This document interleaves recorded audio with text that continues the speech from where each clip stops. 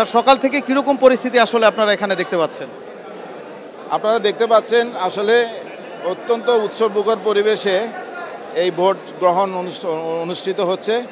আমরা যে প্রচার প্রচারণা গত 2 সপ্তাহ ধরে যেটা দেখেছি যে হলগুলোতে এবং ক্যাম্পাসে যে ধরনের উৎসাহ উদ্দীপনা ছিল, আজকে তার থেকে অনেক বেশি উৎসাহ উদ্দীপনা নিয়ে আপনারা দেখতে পাচ্ছেন এরা লাইনে দীর্ঘ সময় সে 8টা থেকে লাইন ধরে কিন্তু একটানা ভোট দিয়ে যাচ্ছে। তো আমার মনে হয় শান্তি শৃঙ্খলা, উৎসাহ উদ্দীপনা, আনন্দ সব কিছুই এখানে হচ্ছে। কোনো সমস্যা এবং অপ্রীতিকর ঘটনা কোনো কিছুই এখনও পর্যন্ত কোনো কেন্দ্রে হয়নি, এটা আমরা পাইনি। আর আমি সিনেট কেন্দ্রের দায়িত্বে আছি, আমি এখানে দায়িত্ব পালন করছি, কোনো সমস্যা নেই আলহামদুলিল্লাহ। আরেকটা কথা আপনার মাধ্যমে জানতে চাই যে আপনারা তো আইন শৃঙ্খলা পরিস্থিতি নিয়ে গতকাল এর আগ থেকেই বিভিন্ন ব্যবস্থা গ্রহণ করেছিলেন, বাট আমরা নীতিমালা ভঙ্গের কিছু দেখতে পাচ্ছি।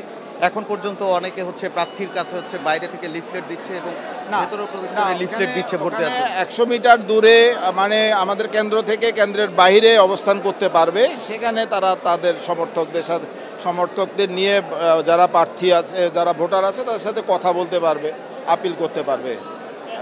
সুতরাং এটি কোনো সমস্যা নাই। কিন্তু যখন তারা ভোটিং লাইনে থাকে তখন তাদেরকে ডিস্টার্ব করাটা আচরণবিধির মধ্যে পড়ে না, তখন এটি লঙ্ঘন। তো সেটি মাঝে মাঝে ওরা চেষ্টা করছে, কিন্তু আমরা তাদেরকে আমরা ক্লিন করার চেষ্টা করেছি।